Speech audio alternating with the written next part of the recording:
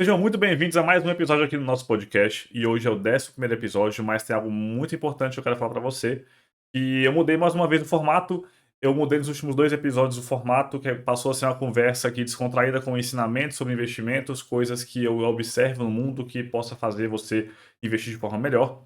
E hoje, inclusive, vou trazer informação um pouco mais prática, que você já pode aplicar nos seus investimentos e ter resultado, que é um pouquinho diferente dos últimos 2 episódios, que era mais pensamentos e paralelos com os investimentos. Qual que é a mudança do episódio de hoje, que vai ser assim a partir de agora, e agora eu tô gravando com imagem. Por quê? Porque agora eu vou poder subir no YouTube também. Antes era só áudio, então ia ficar meio ruim no YouTube subir só áudio com uma tela preta, assim.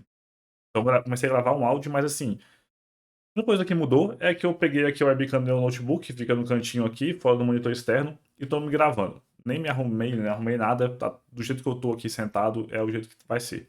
Tá até pegando um ângulo assim, bem bagunçado, que eu nunca gravo os vídeos com esse ângulo. Mas vai ser assim, só pra gente ter uma imagem mesmo, alguma coisa. Pra poder subir mais de uma plataforma. Caso você esteja vendo pelo YouTube, eu já tinha. Esse é o 11º episódio. Os outros 10 episódios estão no Spotify. Você pode ir lá procurar O Investidor Racional e achar os outros 10 episódios. Mas a partir do 11º em diante, espero que sejam muitos, vai ser agora desse formato. Vai ter no Spotify apenas áudio e no YouTube com imagem.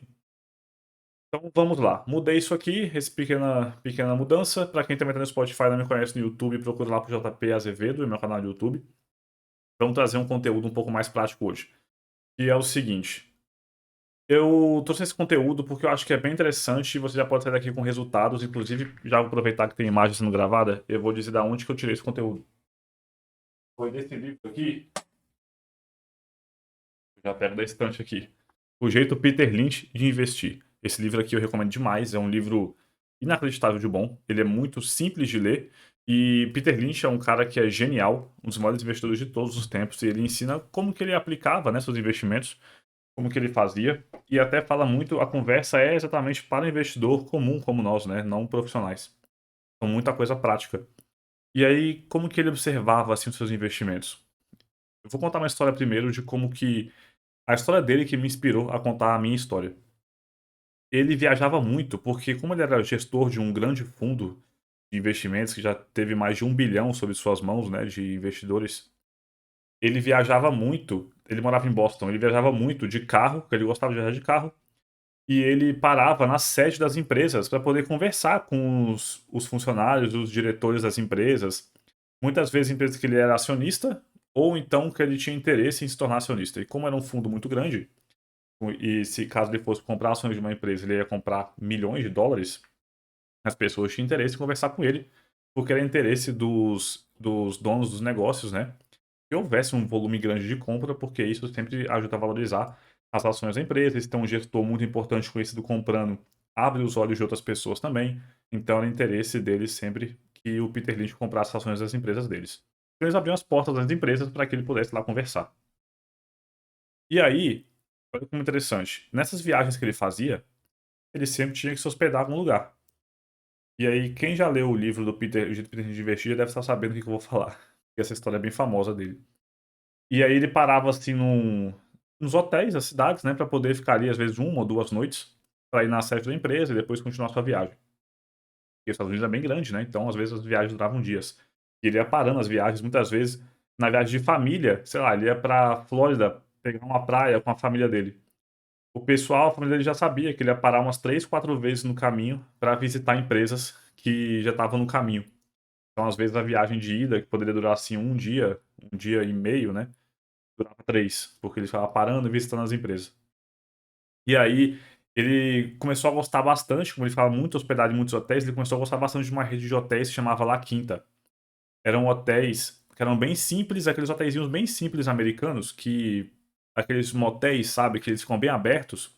Você para o carro numa área aberta e aí você sobe uma escadinha e tem um quarto que a porta já fica de frente pra rua. Não é um hotel fechadão mesmo, que é bem popular por lá esse tipo de hotel. Já até fiquei hospedado em um hotel desse em São Francisco e foi terrível, porque lá em São Francisco é cheio de pessoas em situação de rua e os caras ficavam gritando. E o meu quarto ficava no térreo. Era uma porta literalmente pra rua. Só tinha um estacionamento pequeno me separando da rua mesmo. Bem no centro de São Francisco e cheio de gente gritando, doidão, bêbado. E eu pensava, caramba, tem só uma tranca normal, uma chave pequena que me separa desses malucos. Se o cara quiser entrar aqui, ele entra.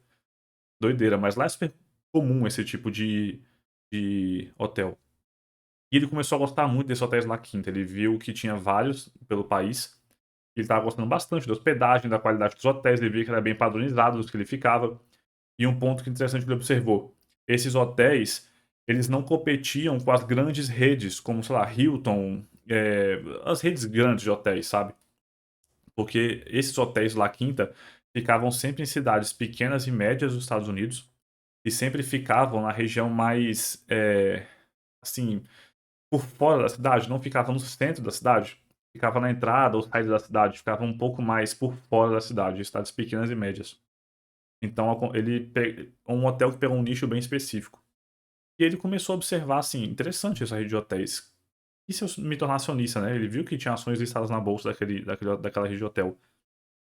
E ele comprou ações desse hotel, da rede de hotéis, e foi os melhores investimentos que ele fez no fundo dele. Foi um dos que trouxe maior resultado, maior retorno. Foi um dos grandes investimentos na sua carreira ali como investidor. Foi essa rede de hotéis La Quinta. E aí, qual foi a conclusão dele? Para a gente sempre observar a nossa volta, o que que a gente vê de diferente, o que que a gente vê que tem um diferencial, o que que a gente gosta de consumir, porque geralmente a gente vai encontrar bons investimentos assim. E aí, qual foi a minha história por trás disso? Em 2000, quer dizer, ano passado, né, 2022, eu entrei no meu login aqui do Netflix, eu acho que eu tive que trocar a senha, alguma coisa assim. E aí, quando eu entrei no Netflix, lá aparecia, eu nem sabia disso, aparecia desde quando eu era membro que eu assinava o Netflix. Era desde 2012, novembro de 2012. Eu assinei, eu lembro que eu tinha um PlayStation 3 na época, quando eu conheci Netflix. Em 2012 eu tinha 19 anos. Aí eu tinha um PlayStation 3 e eu lembro que lá tinha uns aplicativos dentro do videogame. E apareceu, um dia atualizou o videogame, apareceu assim, Netflix. Eu falei, cara, o que que é isso aqui? Eu nunca tinha visto na minha vida. Eu abri, olhei mais ou menos o que que era. O pagamento era em dólar, porque nem existia no Brasil ainda. Era tudo em inglês e em dólar. Eu deixei quieto. Aí chegou no Brasil, as pessoas começaram a falar. E eu pensei assim, pô, conheço isso aí. Tava lá no meu videogame. Aí eu entrei, achei interessante e assinei. Isso foi em 2012, novembro de 2012. E é engraçado que eu olhei isso, era novembro de 2022, exatamente 10 anos depois. E aí o que aconteceu? Eu pensei assim, cara, então, e se... Eu sou 10 anos que eu tô assinando no Netflix. E se eu tivesse, naquela época, eu conheci Netflix, eu tivesse pesquisado um pouco mais sobre a empresa, visto que tinha algo diferente ali, porque até então não existia, eu não conhecia, né, plataforma de streaming, só alugava filmes na Blockbuster, que é inclusive que a Netflix quebrou. E eu pensei, se eu tivesse olhado as ações da empresa, Netflix, naquela época, e tivesse investido desde então, 2012, como será que seria, né? E aí eu observei que o investimento em reais, né, porque a empresa está listada em dólares, então também teve a valorização do real. Em 2012, o dólar estava, sei lá, 2 e pouco. R$ 3 no máximo. Hoje estava 5. Aí eu pensei, se eu tivesse investido nas ações da empresa em 2012, eu vi que teve uma valorização de 11.700%. E naquela época, a mensalidade Netflix, quando eu assinei, era R$ 15. Se eu tivesse investido, né, R$ 15 na Netflix em 2012, esses R$ 15 teriam se transformado em R$ 1.700. R$ 15 é muito pouco. Imagina se eu tivesse então investido um valor maior e de forma consistente, né? Aportando outras vezes, não só esse único aporte de 2012. Com certeza eu teria feito uma fortuna com esse dinheiro, mesmo se eu tivesse colocado muito pouco, né, ao longo desse tempo. E foi uma observação que eu tive, eu não investi naquela época, né? Então isso não ia acontecer de eu ter essa observação naquela época. Eu tive esse pensamento hoje, mas em 2012 eu não pensava dessa forma.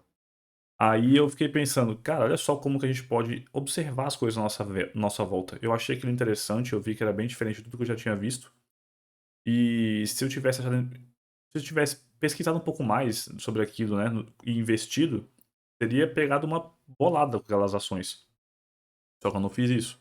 Então a gente tem que sempre observar a nossa volta, o que a gente gosta, e pensar, será que isso faz sentido? Tudo bem, Netflix em 2012 era uma empresa bem diferente de hoje. Hoje é uma empresa lucrativa e tal. 2012 não.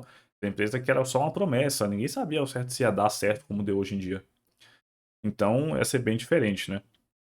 Mas é o tipo de coisa que eu teria colocado os R$ 15, por exemplo. Não ia fazer falta, se eu perdesse R$ 15, não ia fazer diferença nenhuma na minha vida. Mas hoje ia virar 1.700. e colocado de pouquinho em pouquinho, R$ 15 todo mês, por exemplo, eu teria centenas de milhares de reais hoje com esses investimentos. Então, às vezes, vale a pena, mesmo quando é muito arriscado, você bota ali com uma gestão de risco bem adequada, bem pouco mesmo, algo que é insignificante para você. Que se der errado, dane-se, perdeu pouco, faz parte do jogo.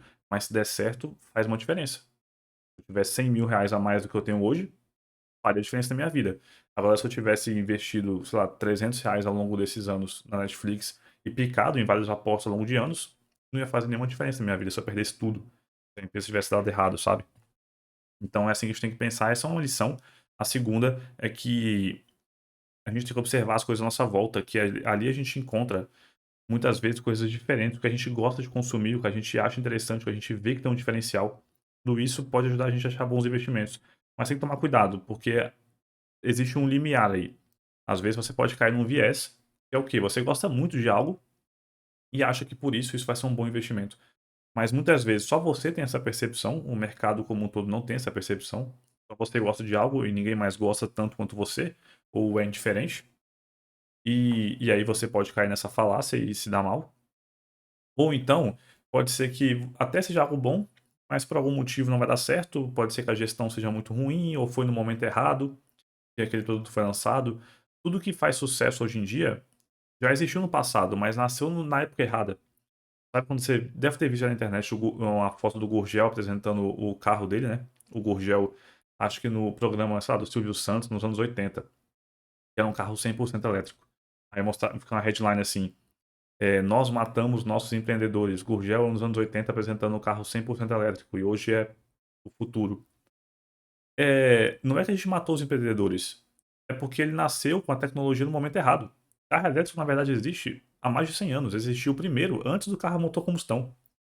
Só que naquela época faria muito mais sentido um carro a combustão do que elétrico, porque a bateria era gigantesca, tinha uma autonomia minúscula, não era bateria de lítio, era uma bateria gigante mesmo, pesadona de chumbo. Então era bateria que morria muito rápido, perdia a carga rápido, era pesada, era cara. E o motor a combustão era muito melhor, era mais barato, você abastece rapidinho, aquela bateria lá de chumbo demorava horas para abastecer, para você encher a bateria. Com o Gurgel a mesma coisa, naquela época ele era um carro muito pior, era uma porcaria comparado aos carros que tinham na época. Era impossível que ele desse certo. Se fosse hoje em dia, poderia ser diferente. Ele só nasceu na época errada. Porque hoje tem baterias muito mais tecnológicas, baterias mais baratas, baterias que carregam mais rápido, que duram mais. E aí o carro elétrico começou a ficar tão. Uma decisão já, sim, plausível. Antigamente não era. Então foi algo que nasceu na época errada. Às vezes pode acontecer com o seu investimento. Você vê, cara, isso aqui é o futuro, mas o público não está preparado, a tecnologia não avançou bastante. Vai demorar um tempo ainda para isso realmente virar alguma coisa que funcione. Tem esses riscos também. E outra, muitas vezes a gente vê eh, produtos que parecem ser interessantes, mas não tem uma significância tão grande na empresa a ponto de fazer diferença. Uma empresa pode vender algum produto que você vê assim, cara, isso aqui é genial, mas ele corresponde a 2% da receita da empresa. Não vai fazer muita diferença, sabe? Eh, então a gente tem que tomar esse cuidado assim, avaliar o produto como um todo, se ele faz sentido naquela empresa, se o contexto como um todo é algo realmente que pode dar certo, como foi o carro elétrico que não deu certo no passado. E tomar cuidado também com a gestão de risco, né? Que aí sim você pode correr grandes riscos sem o risco de ruína. Você vê que é um negócio, é uma promessa, que é interessante, mas você vê que é uma aposta, como era a Netflix em 2012, investe bem pouco então. Bota somente um valor que você pensa, cara, se eu pegar esse dinheiro aqui, jogar na privada e dar descarga, vai mudar alguma coisa na minha vida? Não? Então beleza. Então pode botar lá. Vai? Então não bota. Você tem um salário de R$ 5.000, não pode jogar R$ 1.000 na privada.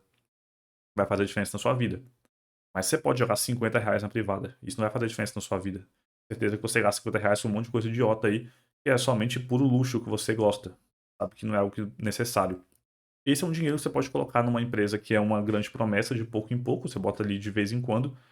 Se der certo, ótimo. Se der errado, dane-se. Então é isso.